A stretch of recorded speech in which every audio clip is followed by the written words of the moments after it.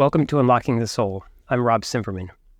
Now, it's easy for us humans to find external causes for our health problems, our addictions, our moral lapses, because that belief aligns very well with our ego's constant message that we should get credit for our success, but we should be able to blame others for our failings. Spiritualists, however, understand that we create our own reality, including what happens to us. We do this through free will, our beliefs, and as we'll hear today, how we deal with our emotions. But being skeptical about external forces doesn't disprove that perhaps there are energetic beings or energy devices that invade or attach to our auras, draining or hijacking our personal energy, or even possessing our bodies. Are such phenomena real? That's what I hope to figure out today. I'll even have excerpts from my own session with an energetic healer who dispels my preconceptions about the removal of energy attachments. You can find the full session on my channel as well. But, being an American, I think everything should start with bacon. No, not that bacon. Yes, that bacon. Kevin Bacon is an actor with a long history of creepy movies that influenced my childhood, from Friday the 13th to Flatliners to Stir of Echoes. But he recently explained a real-life impact that negative spirits had on his life. In a recent podcast interview with Rob Lowe, he told that in 1983, he wanted to buy an adjoining property to his. The neighbor first declined, but eventually agreed to sell only if Bacon agreed to destroy the house on the property in the first month after the purchase. Why, you ask? The neighbor said, "I can't sell it to you because it's haunted. I'm afraid that you'll get possessed and do some serious damage." Before destroying the house, Bacon took a look and suggested to his wife that they keep the beautiful wooden banister and some wall panels. But she shot back, "You're not putting those effing things in our house." But seriously, hadn't he seen any of his own movies? The idea of unwitting persons picking up an evil spirit by touching the wrong object is well known in human stories, even if Kevin Bacon surprisingly is not a believer himself. Does this happen in the real world? Meet Hari, a friend of mine for several years. He recently confided two relevant stories to me from his time living in India. Hari lived in the Kerala region of India before moving to the US. When he was in his 20s, he started seeing a dark figure in his bedroom every time he woke up. It would last up to 10 or so seconds and be as clear as day. A smaller black figure beside him, or moving about the room, or floating near him, even resting on top of him when he opened his eyes. He'd shout to his parents, who lived in the same house, but they could never see the figure, even while he still could. Other times, it was a larger white figure rather than the smaller black one. This went on for about 2 years. Now, Hari refused to see the psychiatrist his parents suggested because he didn't feel like his mind was the problem, but he did agree to visit a local energy healer. This man never asked Hari what the issue was, nor was he told. But he laid his hands on Hari, and without any way he could have known, he explained to Hari and his father that he picked up the spirit of a young girl and an old man. It happened while taking a shortcut through a normally deserted patch of forest, inadvertently touching an object on the ground that these souls were attached to. The healer laid his hands on Hari again, presumably raising his vibration to such a frequency that the spirits could no longer attach. Hari never saw the figures after that day, even after many years have passed. Now, if that weren't interesting enough, there's also a famous temple called Chatankara. It's in a suburb of the city of Kochi, in the same region of India, Kerala, where Hari lived. In fact, Hari had visited this temple 3 times, personally. Why do I mention this? Because Chatankara is famous for performing exorcisms. Now, these aren't usually the full-blown demon removals you might know from American horror movies. These are done assembly line style by conducting a daily ritual called Garuthi Puja. Even though they're usually being dragged against their will for the ritual with the exorcist, there is typically still a long line of individuals with possessions, or bada as they call it. One step involves cutting hair off the head of the troubled person and nailing it to the central tree, signifying capturing the troubled spirit energy inside the temple. According to an interview with The Exorcist, this situation occurs when someone dies by suicide or violent death, and thus is having a hard time crossing over the threshold to the spirit world, looking for closure or moksha. For example, she told the story about a woman who lost consciousness while praying. And despite not knowing how to speak the Tamil language at all, she woke confused but speaking fluent Tamil, a difficult language to learn. After her exorcism, a few hours later, she had no recollection of the recent events and no more ability to speak Tamil. Now here's where the story gets even weirder. My friend Hari personally knew 3 possessed people throughout his childhood. Let that sink in for a moment. Can you imagine not only needing to get spirits expunged from your own life, and not only living near a temple with possessed people being dragged in to get exorcised, but knowing several schoolmates that were possessed? What's going on in Kerala is what I want to know. He described these friends of his as taking on the full personality of the lost soul for a week or more.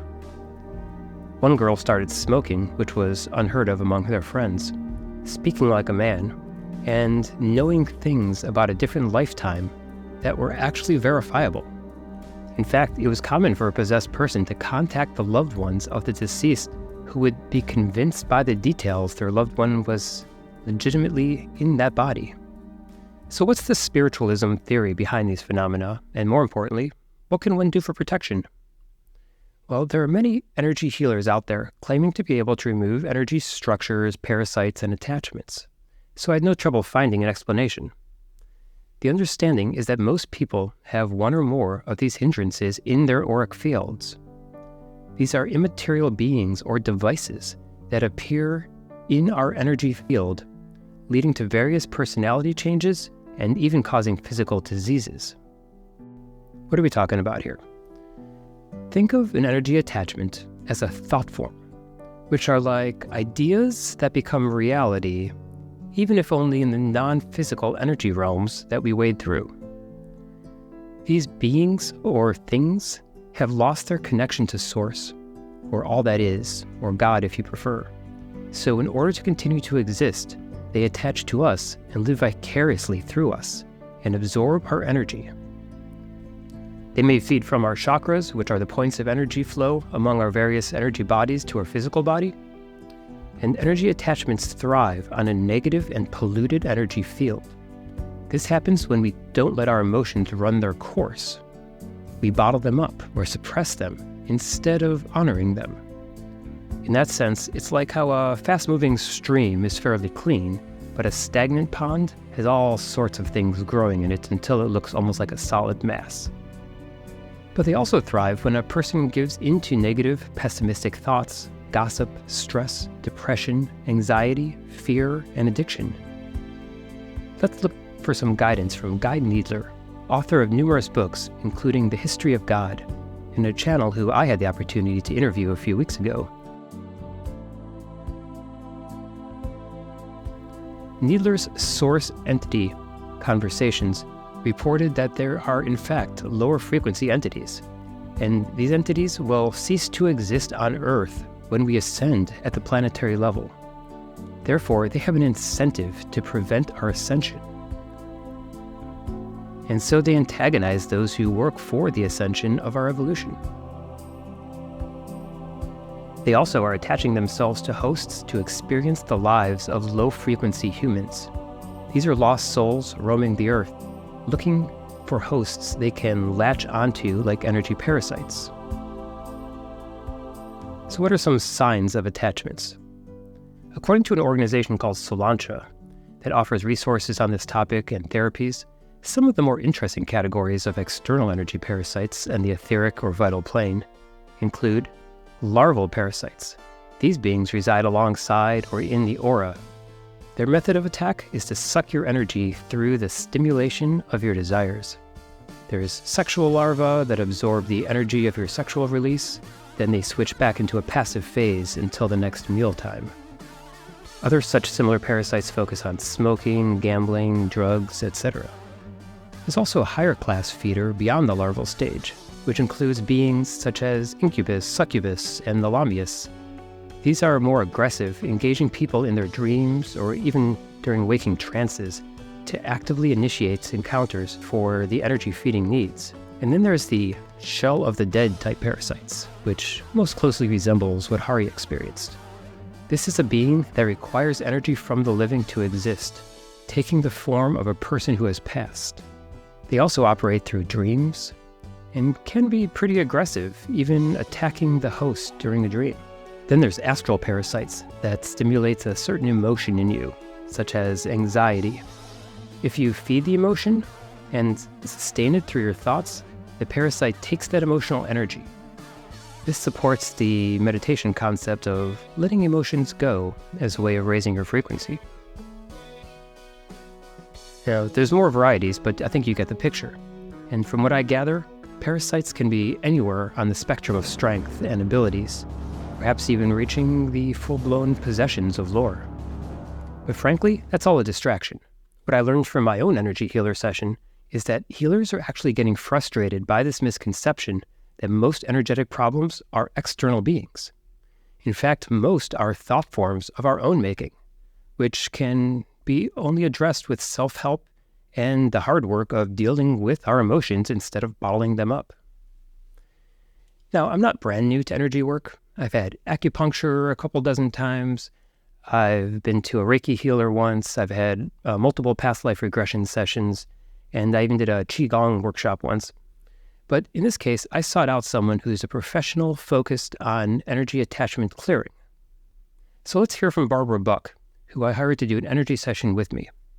I picked Barbara out of Eugene, Oregon, as an energy healer whose credentials looked stellar.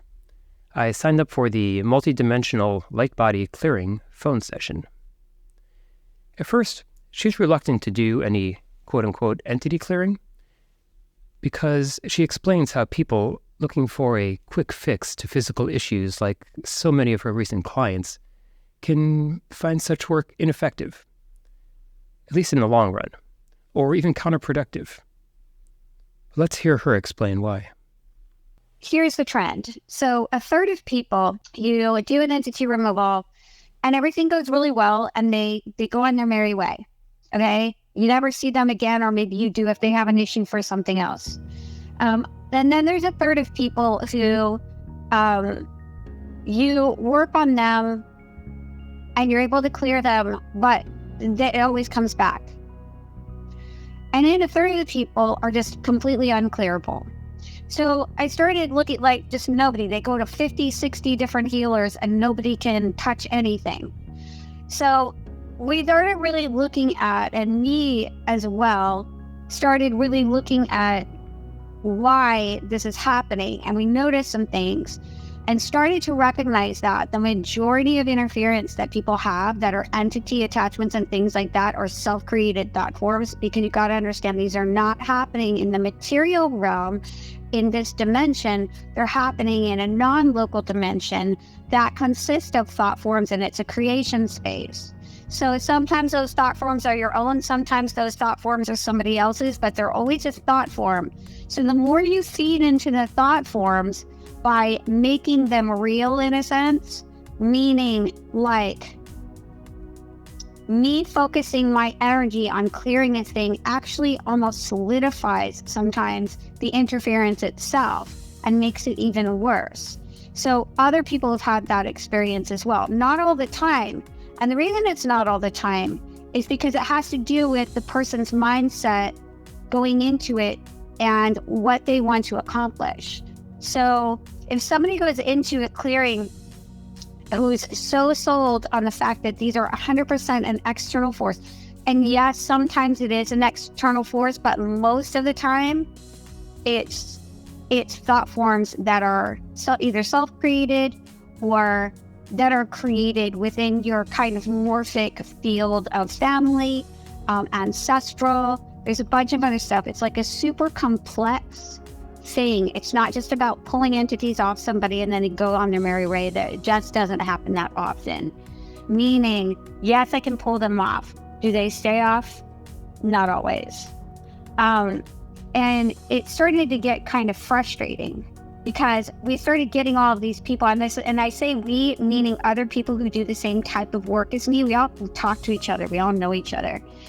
And it started getting frustrating because there started to be more and more people who were kind of unclearable and going from healer to healer to healer, and none of us were really able to fully help them.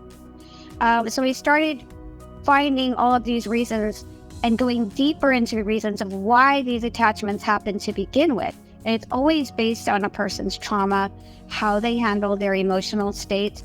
Are they able to let emotions move through their body, or do they have all this compressed emotional energy? There's like all of these different things that go into it. So I stopped doing entity removals because it doesn't heal anybody. It just temporarily gets rid of a problem. There's like deeper issues of why a person is having it happen to begin with. And then when you get into the whole thing where you have like a reptilian interference and non-human interference and things like that, that's a whole other can of worms, because there's a big agenda that happens. So again, you can clear a thing temporarily, but you can't get rid of it all the way. And so people have to go through this process of evolution and getting their energy field really strong and empowering themselves to the point of where nothing else supersedes their own energy in their own energetic space. And that can't happen in just an etheric clearing. So how do attachments happen? Emotions are the key factor. Repressing our emotions, as we're experts at, can cause old emotions to congeal in both our body and our energy field. The energy that comes from an emotion needs release. Ignoring it, not letting it run its course, causes a blockage in the energy field, like sludge clogging up the kitchen drain if you pour too much grease down it. According to Salancha, every conflict we have been involved in during our lives has provoked aura breakdowns and outflows of energy from the chakras. It is this state of energy that attracts energy parasites to us, which easily stick to various organs of our bodies and chakras. When the parasite begins to suck the energy out of us, we start feeling fatigued, apathy, lack of motivation and inspiration, pessimism, etc. Then, if the parasite is not removed, the organ on which the parasite lives begins to suffer from energy deficiency and accordingly begins to hurt. Now, during my work with Ms. Buck, I focused on my numerous health issues centered around my throat area. I've had minor swallowing difficulty for decades, acid reflux for years. I had a fishbone stuck in my esophagus while on vacation just last month. And last week, I went to the doctor for a new unexplained throat pain. Apparently, emotions that stick in the throat relate to feeling unheard, unable to express. But that hadn't previously resonated with me. However, she helped me revisit my childhood feelings of frustration during my parents' divorce, feeling pulled between two sides of an argument, defending each to the other. And I realized that perhaps those unresolved emotions are now manifesting as issues around my throat. Let's listen. Sure, we can take a look at it, but there's also going to be a deeper issue there.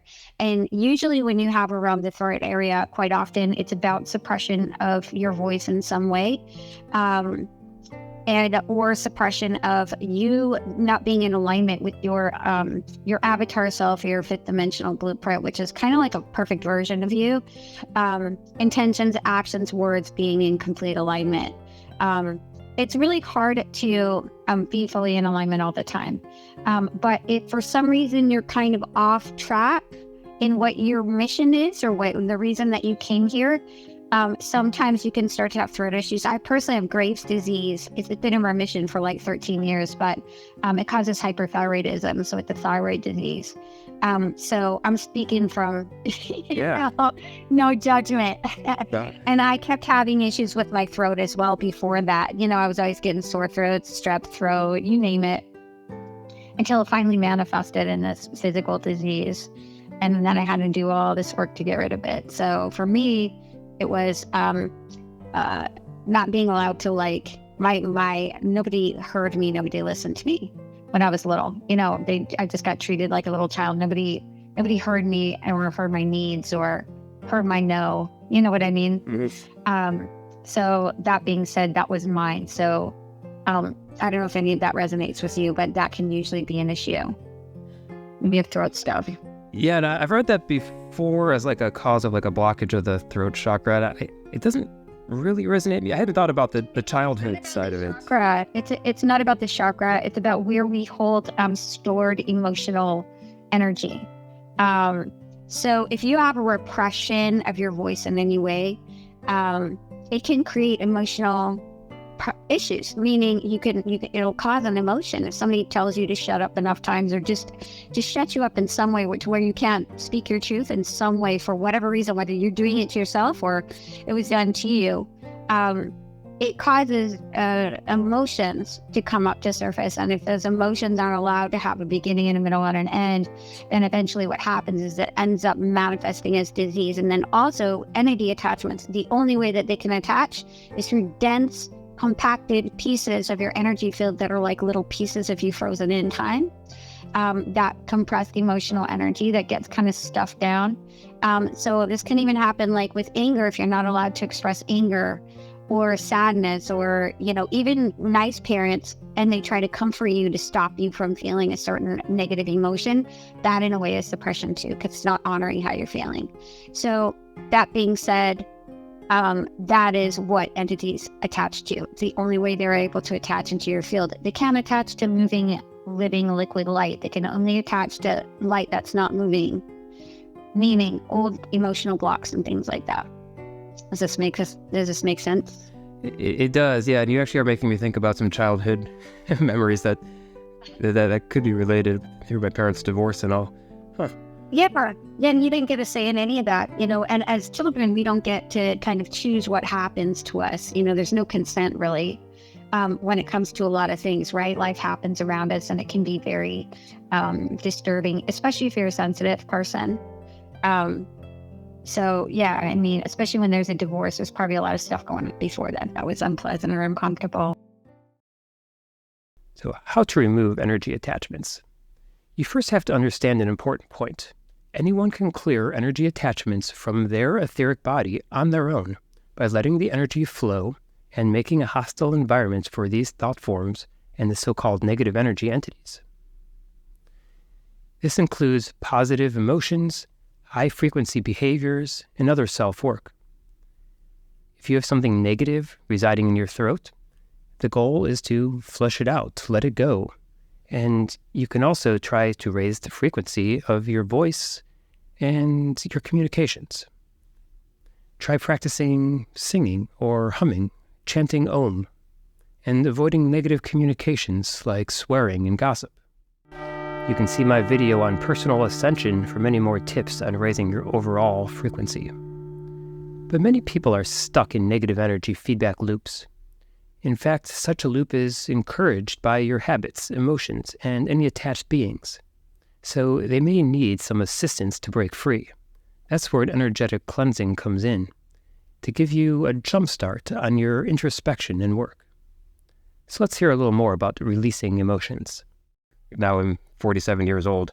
What do you do with such a root cause? Yeah, you know what? There's two things. First, let's do some good old energy work and just get stuff that may not be yours out of your field. And also sometimes it's enough to go in and do some energy work and clear it. There's also an appointment that I have called, it's called Emotional Mastery, but basically what that is it teaches you a way of going in and getting and finding compacted emotional energy in your body, because your body has wisdom. So you can find energy in your body, meaning like where it can be stored on an energetic level, but it's also stored on a physical level and on a cellular level, right? So we have cellular memory as well. And you can store it in the mind as well as in the unconscious.